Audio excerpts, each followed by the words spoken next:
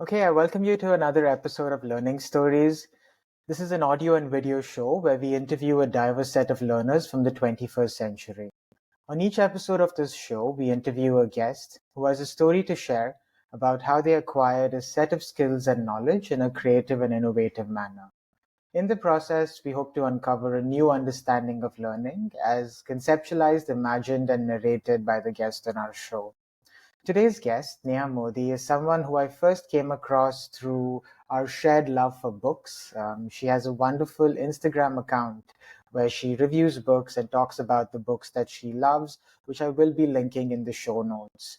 But a little bit about Neha and her multifaceted career before we jump into this conversation. So, Neha Modi is a chartered accountant by profession and an academician and book blogger by passion. While teaching was her childhood dream, it only truly called out to her after a brief stint in the corporate world. She soon transitioned to academia, joining a management institution as a finance faculty. Motherhood brought with it new priorities, and for over a decade, Neha worked with a private coaching setup. 3 years ago, she took the leap to start her own private tuitions firm. And it was a home venture driven by a simple yet powerful idea to support students who struggle in traditional classroom settings. Her sessions offer more than just academic guidance, they're built around boosting confidence, nurturing individuality, and really supporting the students where they are at. While she's not teaching, Neha is immersed in the world of books. A thriller before bedtime is her non negotiable brain workout, and her book blog is a vibrant expression of that love.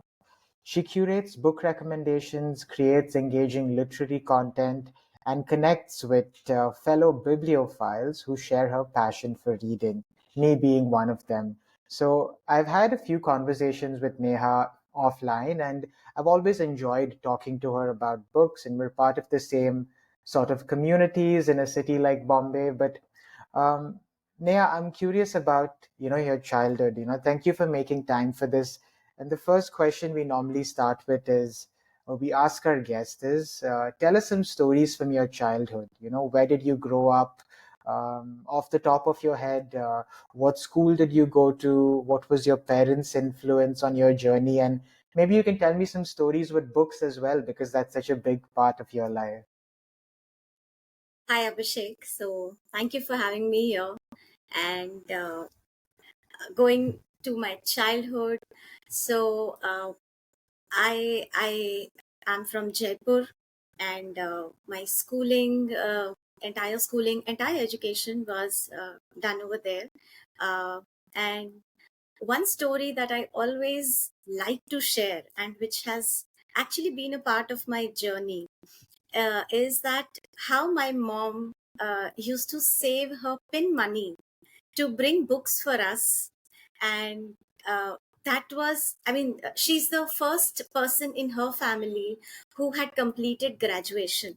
Mm. And she had a uh, dream that, my kids should always, be with books, they should be properly educated. And uh, that's the reason why she used to always spend money on books rather than anything else. And my father has also been a reader. He reads a lot. So our love for reading comes from there. And we are three sisters, and all three of us read a lot. And it's like a mini book club for us also, because we do share a lot about books with each other. So that's one thing. I think that's the foundation for the love for books and the love for education. Yeah, like that's fascinating, Neha, because if you had those two encouraging adults that really wanted to encourage you to read, and your sisters were also, readers in that sense. But how did that intersect with your studies at school? Like, were you reading outside school? Were you, equally academically bright? So I'm curious about your time at school. Like, what was Neha like as a student at school?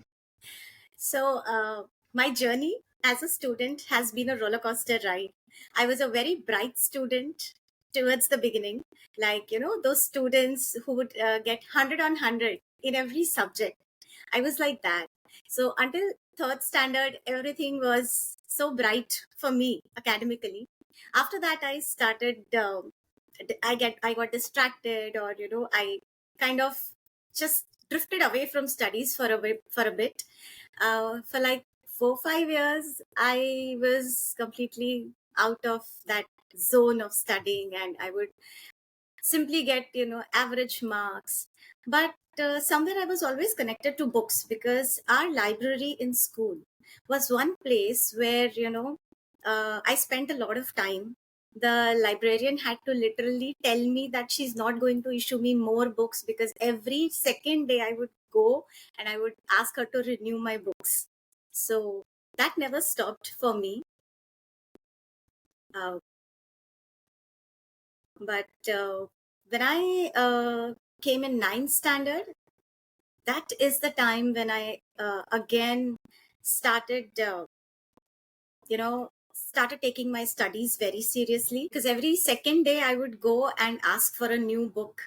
And she would be, so, later on she started telling me to read a little slow, and I had to then stop taking so many books. But yeah, that was one thing.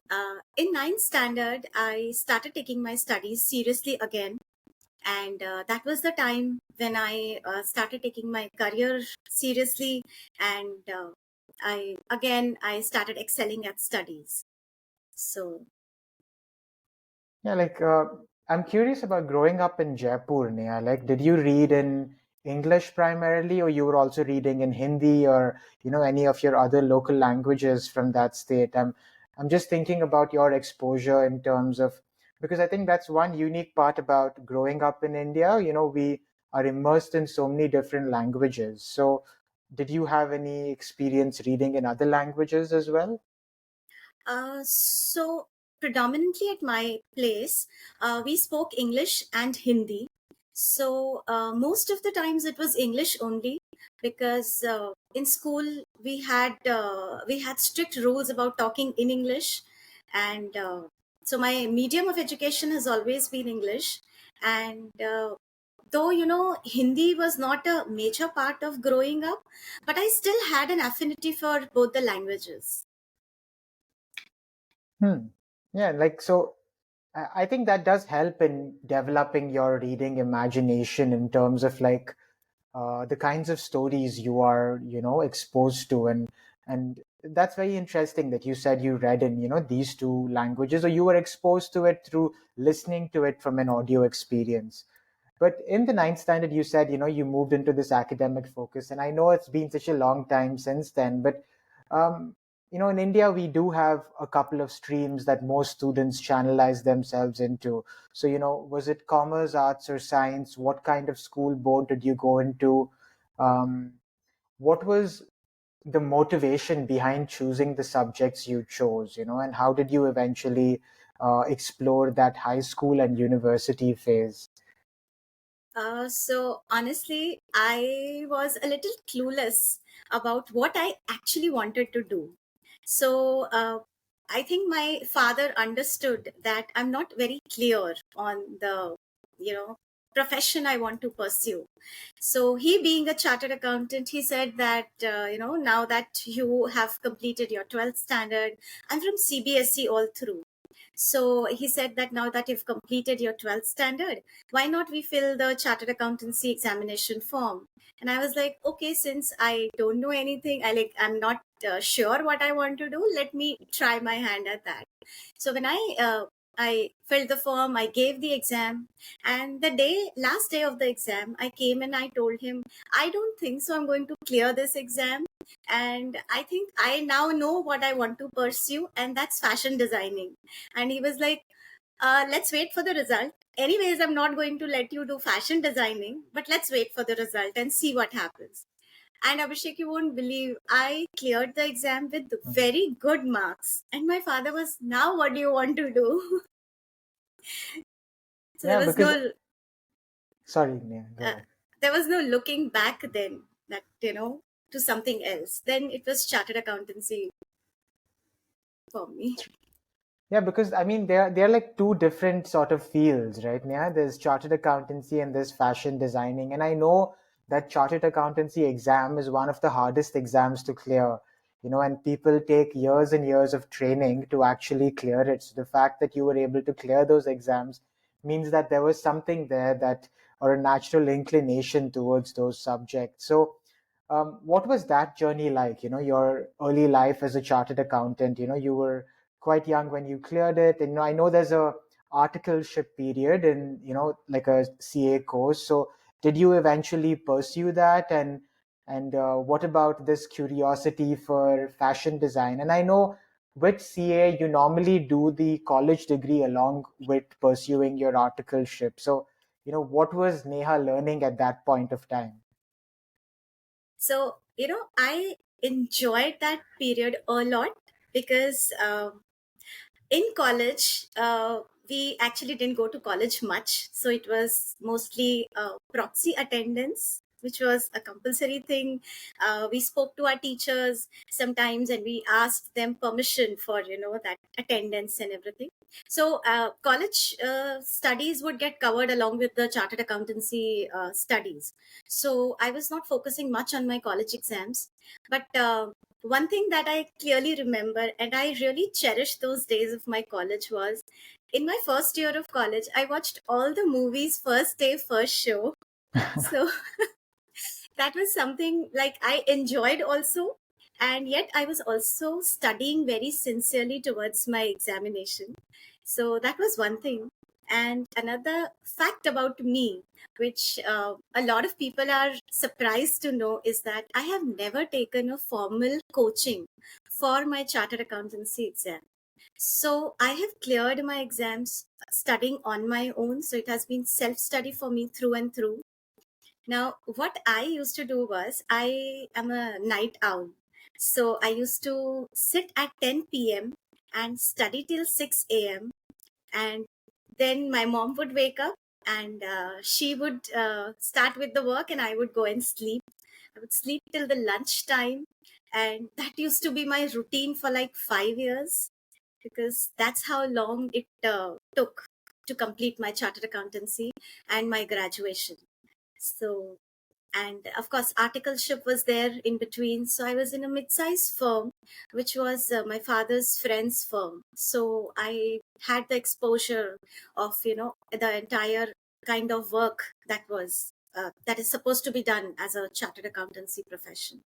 So Now, because I'm thinking about your life as a book as well, Nia. Like if you were a character in a book, you would probably be someone that's very academically bright, self-motivated, um, someone that makes such hard tasks seem quite easy, at that point of time. But I think something you mentioned about movies, what kind of movies do you remember watching that really stayed with you at that time? So those stories, tell me a little bit about that. so actually it was just a thing that I had to make a record of watching all the movies first day first show. I never cared what I was watching.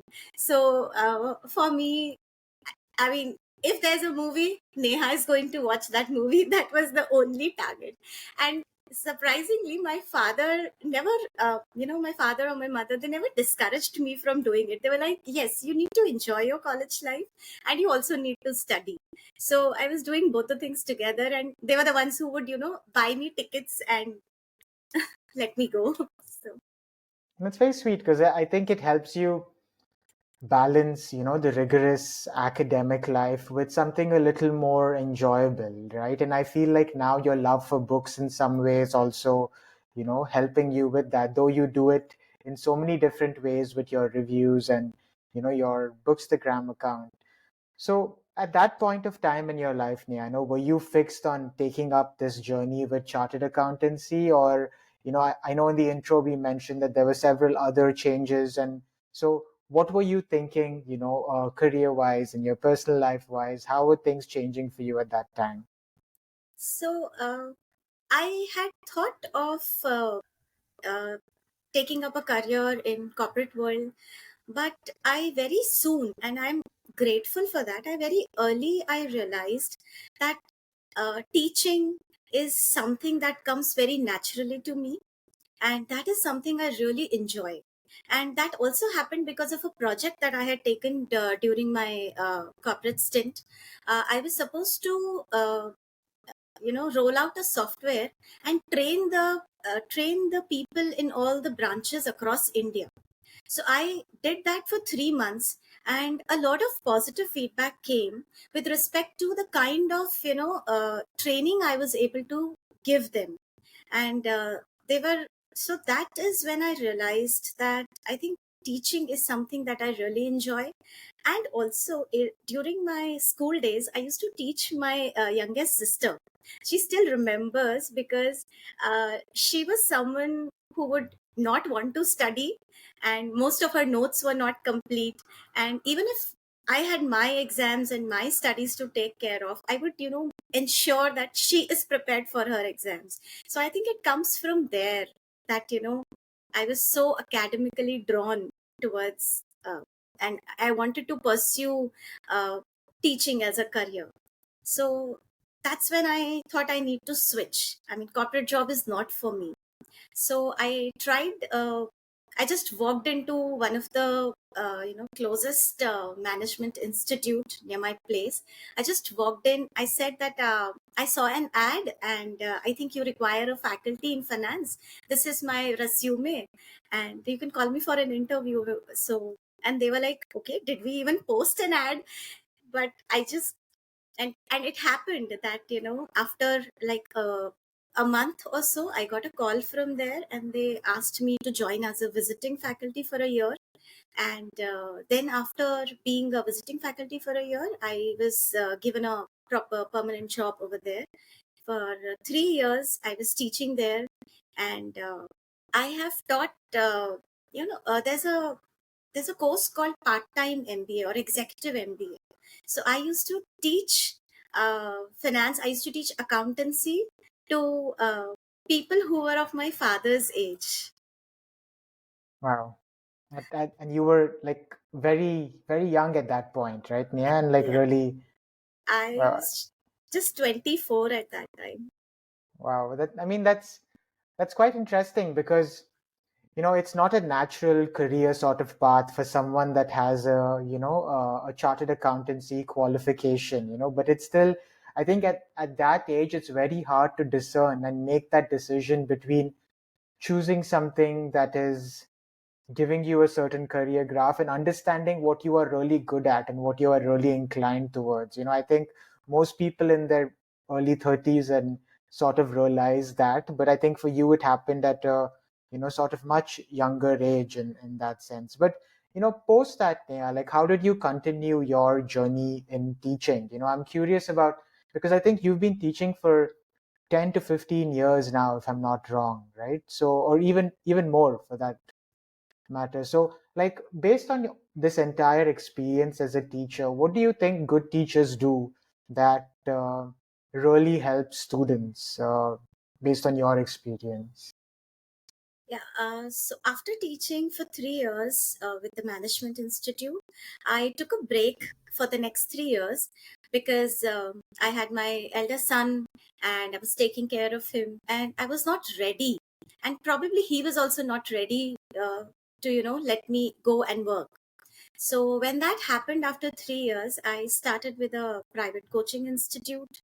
And so in a private coaching institute kind of a setup, it's not exactly a classroom setting of 40 or 50 students, but there's a limited number of students. And you can pay personal attention, you can understand each student very intimately, because uh, how what are the difficulties they are facing, what are they good at, where they require help.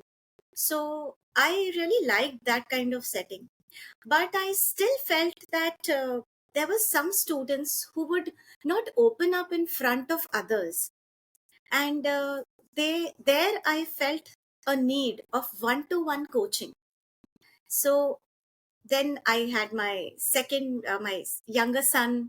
So again, I could not actually, even though I wanted to, I cannot start on my own. But then when he was 3 years old, and I thought he was settling and things looked pretty good to me, career wise, then I thought then I should take a leap and I should start on my own. The first year was difficult also, and I had the support of my family, and my son helped me get the first student because he spoke to his friends and he told that my mom is a teacher and she's starting her own classes, so in case you want to come to my place and we could study together. So that's how I got my first student. So and then it has been good. I am getting good response, the parents are happy, the students are happy, and I think I've grown in these 3 years. The first year I had two students, and from that two now I'm coaching six students. So yeah.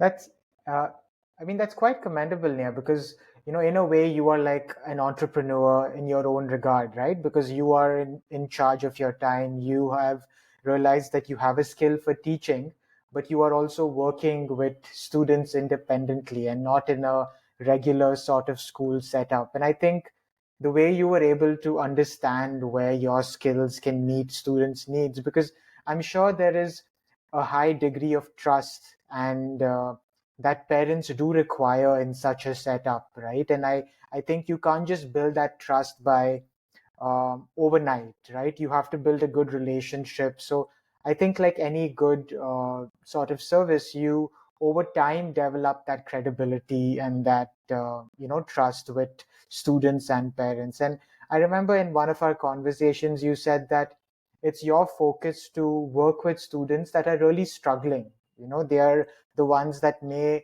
not get the attention they need in a large classroom setup. And I think in most classrooms in our country, we have large teacher student ratios. So if a student is struggling with like a math concept or a language concept, it's hard for them to take out that individual time from the teacher. And I don't think it's the teacher's fault too, because they have so many responsibilities and limited time, right? So you know like in your situation, like what are some of the subjects you teach? And without naming the students, if you could tell me how like some interventions as a teacher helped a particular student, so for other parents and other teachers listening, they understand that this is one way to maybe support a student. So some stories about the students you have worked with, again protecting their privacy, so not naming them, but what did you observe as a teacher in those contexts? uh, so I felt the need for starting on my own when I realized that even the coaching classes across, they want to teach the students. So during my time at teaching at the coaching institutes, I realized that coaching institutes across also want to take up students who are good with academics, as in they are around 70 to 80% marks scoring kind of students.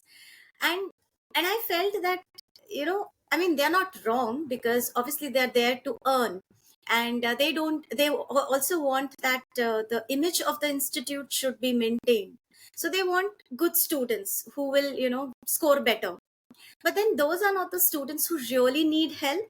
The students who score around 40-50% are the ones who actually need help, and one-to-one help is something that really brings them out. And so I had a student who used to be a very good student, but when she came in class 5 and 6, she started, she was very distracted. She had issues with friends. She had issued with her own image. So when she and her mom came to me, and we talked about teaching her. So I said, okay, we'll begin with each subject. And when we started, we were talking about so many other things, because when you're in a one-to-one setting, you just not speak about the subject that you're teaching, but you also talk about their personal life, what are their feelings, how they are doing in school, and everything. And that girl, she mentioned that she feels that she's not good, in the sense she's not good in her studies, she doesn't look good. So she had a lot of body image issues and she had a very low confidence. I spoke to her mother and I realized that her parents decide everything for her, like what is she going to wear, how is she going to tie her hair, how is she going to travel to my place. And it was not very far from my place, so she could easily come on her own also, but they would not allow her. And that was somewhere not letting her grow. So then I spoke to them and I told them that they need to give little decision making liberty to her. And so gradually they started with this. So first thing we did was she started coming on her own to my place.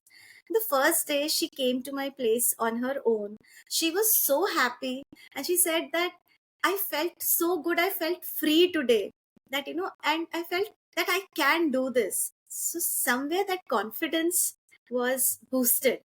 And then gradually I spoke to the parents and let her take decisions about her clothes, even if she may not wear proper clothes, but that's okay, it's her decision.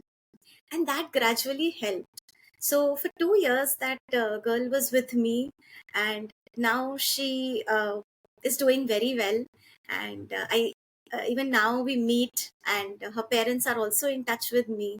And the stories that they narrate, I mean, they keep telling me that you did this for us, you made us realize this, and that gives me happiness. So Now, like I feel like that's one of the joys of teaching, right, Neha? Over the long term, when you see your students, do so well and they come back and meet you, you realize you were a small part of that journey, but some of those decisions actually played such a big role. And what's interesting is it's hard to quantify this intervention, right? From a numbers perspective, like you can't say that you qualified for an exam or you got a 90%. But I think in the child's psyche, this intervention is as important as scoring well in an exam, right? And I think to notice something like that, you have to be very empathetic.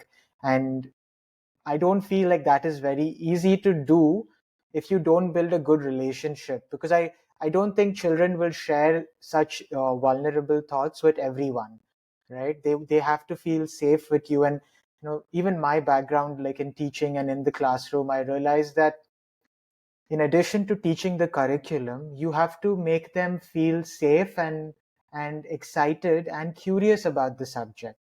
When they feel all of these things, then learning the curriculum becomes very easy, because they're not stressed or tensed. And I find that very challenging, where you want to create that joy for the kid, but you also want them to learn. So how do you balance that? And do you feel like being a parent yourself has helped you understand that line better of knowing the emotional and intellectual capabilities of a child? Like, how did you get to doing this the way you do it?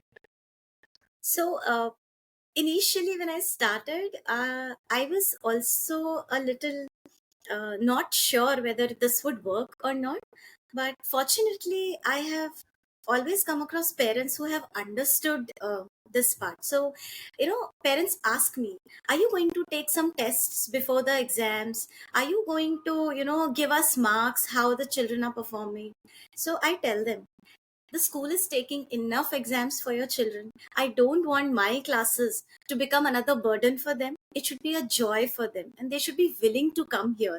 They should not feel that, again, we have to give an exam. So, that I make very clear.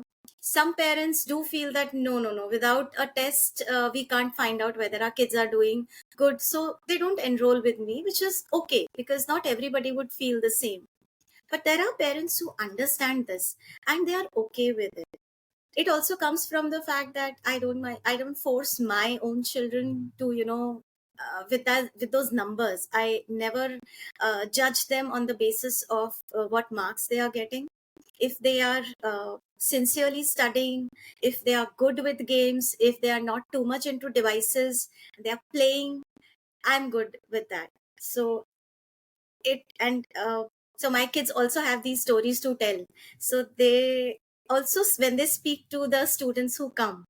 So that also uh, kind of reinforces the fact that I'm not here to judge you based on your numbers, based on your marks that you're getting. There are enough judges to do that. I am not going to do that.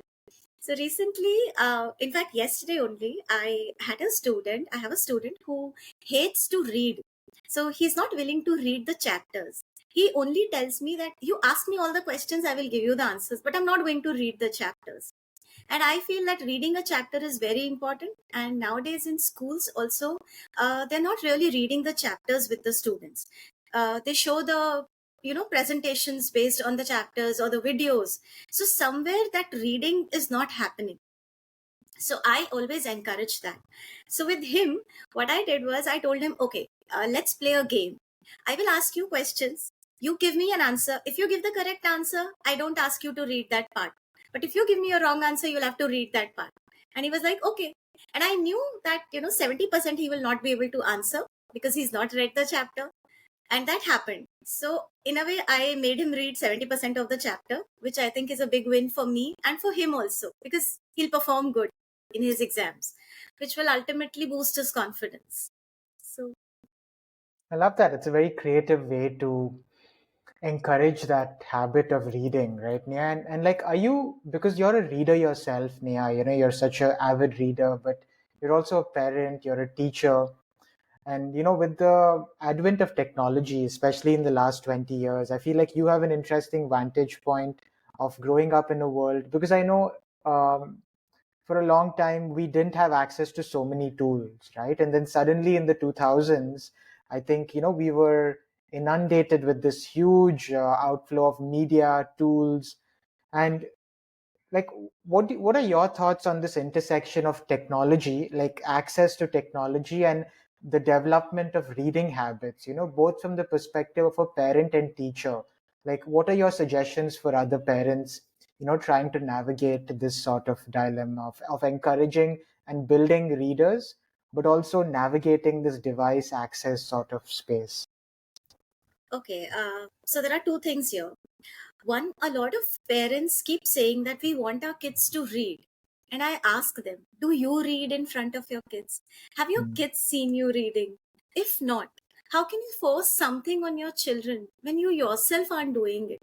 So I always encourage them to read first. And since I have a library at home, I keep telling my friends, the parents of my students, everybody to take as many books as you want to take and read, discuss with me. I am, I'm glad to do that. So that is one thing that I, keep telling all the parents. And when it comes to devices, i I feel there is an age when you need to expose your kids to the devices, and there has to be a supervision. So in my house there's a rule of 1 hour every day. So 1 hour my kids get devices, but it is also reward based. So I keep telling the parents to do that. Also, I have sometimes come across people saying that book reading is a very expensive hobby. We have to buy so many expensive books. Then I tell them, you cut down one weekend of going to a mall or going to a theater, and you'll be able to buy 4 books for your children. So it's just a weekend of not going to the theater or not going to the mall, and you can buy 4 books. And I think that's more precious than going to that mall or theater or just an outing. So that is something I always tell parents. And yes, I do have stories where parents have you know are grateful to me, that they keep telling me that because of you our kids have become readers, we have become readers, because we want to encourage that habit in our children. So yeah, that is something I really love to hear. So, and I keep telling them that whether they get good marks or not, but if I'm able to convert them into readers, I'm sure they will do very well in their life in future. Yeah, because I love that, Nia. I feel like one of the best gifts you can give a child is is the gift of reading, developing a love for it. And I like what you said is such a big problem, even in a city like Mumbai or Delhi or Bengaluru, right? To access age appropriate books for children reading, because I don't think uh, like there's a lot of adult fiction that would not be appropriate for children at a particular age, right? So I think having, and I know in the West, and I think we have like a discussion about this where we can exchange books and build a community of parents that have similar children's libraries. But in the West, you have libraries where kids can borrow as many books as they want. Unfortunately, in our setup, we don't have these as widespread. You have certain libraries in certain parts of the city that can give you that access. So how do you? I mean, your situation's interesting because you are a reader yourself, right, Neha? And love you understand the long-term impact of an investment in books. But what if a parent is not a reader themselves, but they want their children to access a rich collection of age-appropriate books? Living in a city like Mumbai or Delhi or Calcutta or Bengaluru, how do they do that without I get your point of, skipping a weekend, but is there a workaround where it doesn't have to be so cost intensive, where, you can find a way to build a community of other people that have books, just this access to books, how do you creatively navigate that problem as a parent to give your children access to a wide library? So there are quite a few libraries which run in Mumbai as well, and I am associated with one of them. And she has done a wonderful job of providing age appropriate books. She herself is so dedicated towards this cause, and she always gives recommendations in case the parents are confused about what books to give to their children. And in fact, she has a website. She's recently launched her website where she has all the different library plans. So there is a beginner's plan which is very cost effective, and it's not a big dent on your pocket, and also the number of books are less, so that it doesn't become very overwhelming for the children to see so many books lying around. Hmm. So that is how you can progress. So one Correct. is that. Another thing is, I feel uh, when you start with this journey and when you look for options, you will find so many of them in the city. So we have so many bookstores, and they host so many good storytelling sessions, even book swaps for children. So you can encourage the children to go to these places. A book swap is a very good idea where you can exchange books, and you can meet fellow readers, and you can understand what they are reading, and that's how it goes on. So I think once you start that journey and you're curious about it, you will come to know of these things. So 10 years back, if you had asked me, I was also clueless. But now, in these past 10 years, I have come across so many fellow readers, so many children who read, all these libraries. And I think, yeah, and it keeps on growing. So that's how it just happens. That's great, Neha. And what is the name of the organization for other parents interested in it, Neha? Yeah, so it's by the name Kidzalaya, Okay. and it is run by Anisha Tulsean. She has been Got it. running it for more than 10 years now. Wow. So yeah, I'll include a link to that for any parents listening and that are interested in it. Please do follow that link if you're interested in accessing books. And it sounds like a wonderful initiative, as Neha mentioned.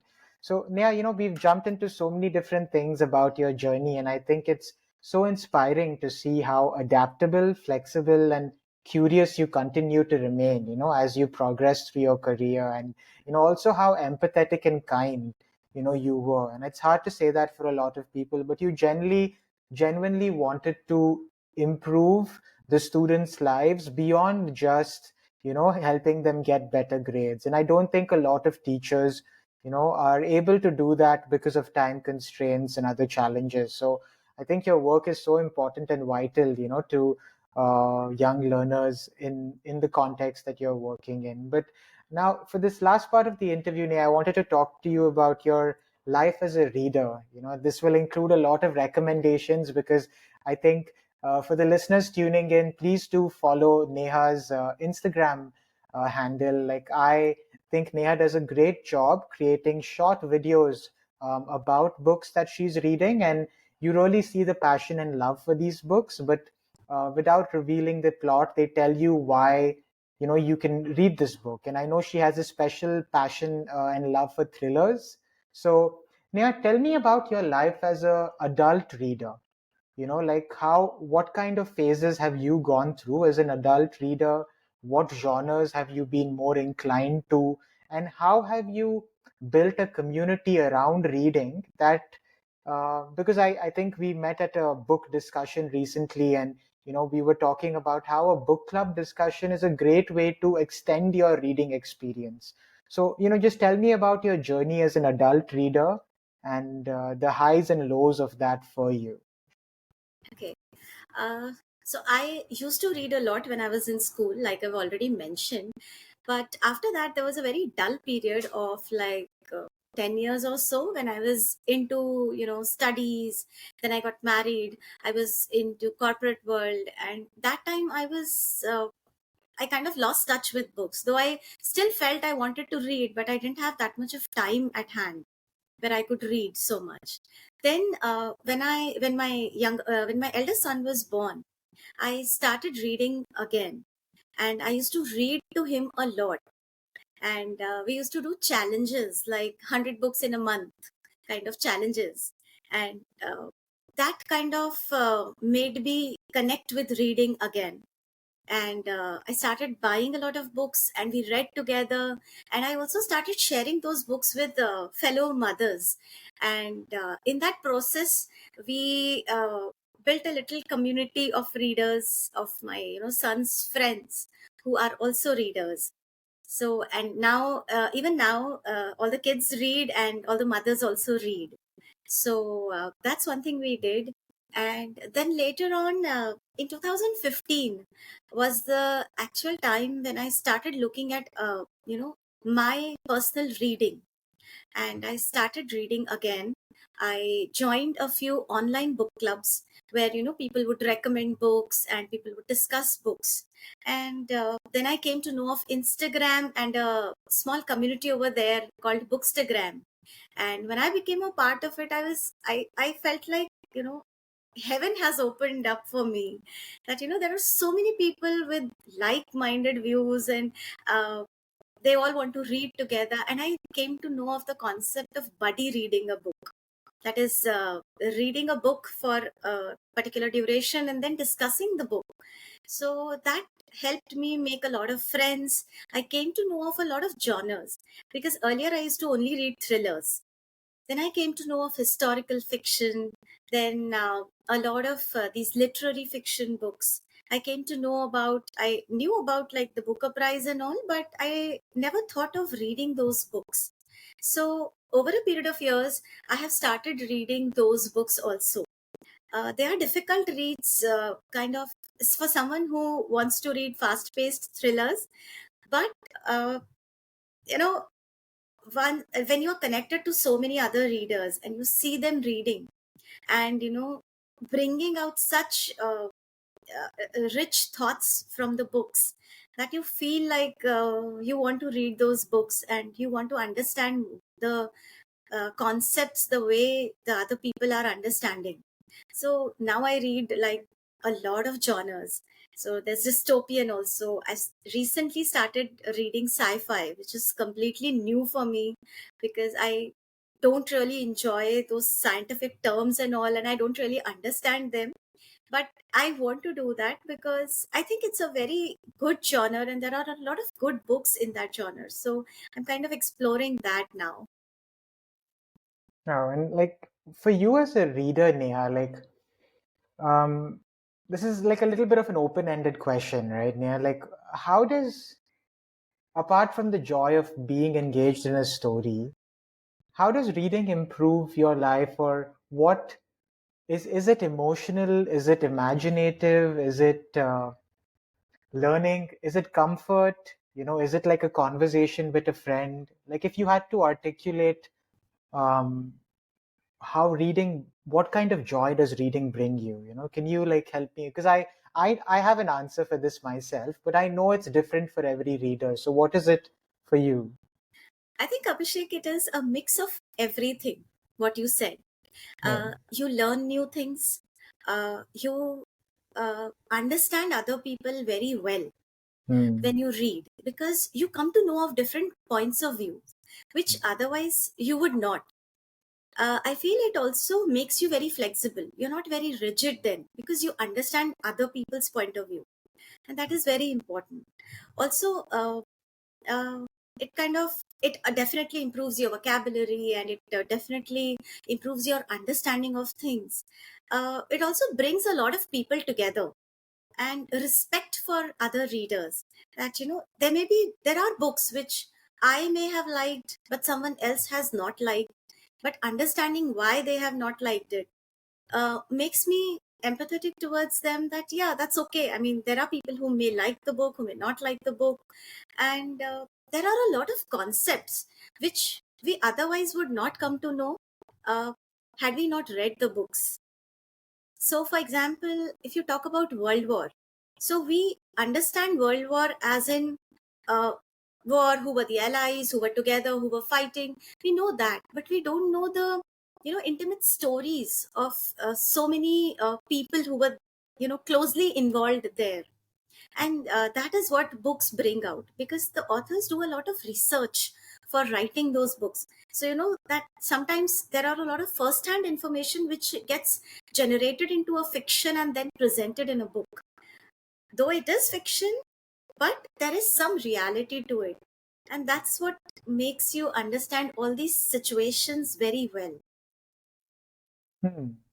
And do you feel like sometimes you read something in a book and you see a real life situation and you're able to process that better? Does that happen? Yes, It does. it Okay. does. So just just for the context, uh, honestly, I never understood the LGBTQ community Hmm. until I read so much about them. And I now have so many friends from the community, and I mean, I totally understand their viewpoint now. So that Yeah. is something, that is one thing. And even now people don't want to talk about these things. So yeah, that's one thing, top of my mind. Yeah, and like for me as well, like I think for mental health and grief, like, I found stories so much more powerful than direct advice, and sometimes even conversations with people. I found fiction very therapeutic to process difficult emotions, because at certain points, you just needed someone to sit with you. And, just because of personal reasons, I didn't have anyone at those points. And I thought, this is like a friend sitting with me, helping me, telling me their story, but also helping me um, patiently process my own emotions. So I love that. It's a way to look at new ideas, it's a way to learn about the world, and it's also a way to give you some comfort. Neha, can you give me some book recommendations from your last year of reading? I know as a bookstagrammer and a reviewer, you read like widely, and I will be linking your Instagram account in the handle as well, and you can tell us more about that towards the end of the podcast. But three recommendations in three different genres, and in the Little Live with Neha sort of like a format. Like if you could tell us what these books can give a reader and why they should read it. Okay, so when it comes to book recommendations, my first pick would be a thriller, because I read a lot of thrillers. So I would say that thrillers by Frida McFadden, in case you want to just chill and just want to read a very fast paced book without thinking too much, and without thinking of, the nuances of what has happened, because there are a lot of twists and turns in the books by her, and she writes really well. So they're very fast paced. I love all her works till now that I have read. Uh, Recently, I read a book, The White Lotus by Aditi Krishna Kumar. That book has stayed with me. It's a young adult book, but I feel it is equally relevant for the adults also to read. So it is a historical fiction. It talks about child marriage, child widowhood, and there's a little thriller element also there, but that's not a major part of the story. The major part is the condition of women during the British era.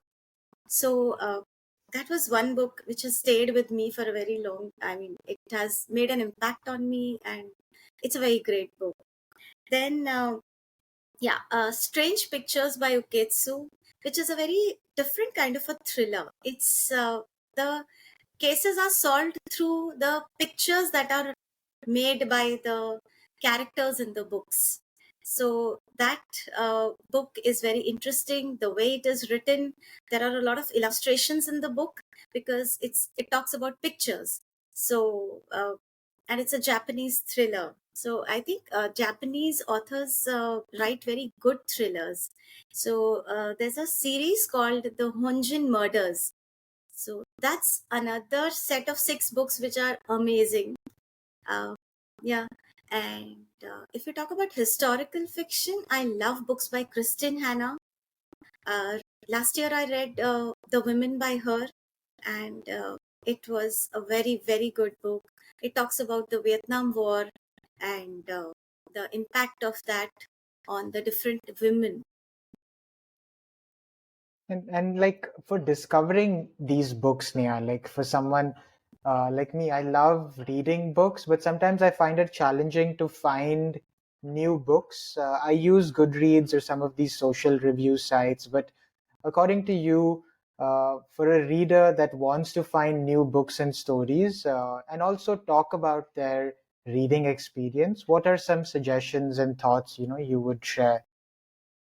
I think visiting a bookstore is one thing that you must do because there are a lot of hidden gems which we find over there just by going through the books, by reading their blurbs. We come to know of certain books that are really good, but they are not so much on the social media. You won't find them so much over there. So that's one way. Talking to a lot of readers, I think book clubs are one thing that I really look forward to, because while we are discussing the books, we also kind of discuss some other books that the readers have read earlier, Hmm. which connects to the current book that we're discussing. So that's one way of finding out new books. And I kind of always try to attend any exhibitions or uh, some book fairs that go on where I can find some books. And of course, social media nowadays, we do if we are able to find good books over there, but it's becoming more of a commercial thing. So yeah, I won't say much about that. But Yeah, and like for your journey as a bookstagrammer, Nia, like for someone starting off now, that just as a hobby wants to create something like that, because you've been doing this for quite some time. I know you told me it was 2019 when you started it. Um, and you told me that, you have a lot of thoughts and experiences about what this world is like. But um, any advice for someone that's starting off their own sort of handle in terms of what you've learned from your journey over the last 5 or 6 years? uh, so I think when you start as a bookstagrammer, uh, you need to put out your original thoughts about the book without thinking that it has to be perfect in every way, because that never happens. You keep on learning. So even if I have been there for 6 years, but I still feel that I can do much better, and that journey never stops. So yeah, I think just starting is important and not thinking much about how are we putting our thoughts, is it the correct way, because there's no perfect way of putting your thoughts. The people have different ways in which they can articulate the reviews, and if you want to write written reviews on your blog, that's a wonderful thing to do. If you want to put up videos of you talking about the books, that's a good thing to start with. uh, you should also look at the different bookstagrammers or the different book bloggers who are there, and try to understand how they are putting their thoughts, and not exactly copying them, but then trying to get inspiration from them with respect to their book reviews, their style of reviewing. So that can help.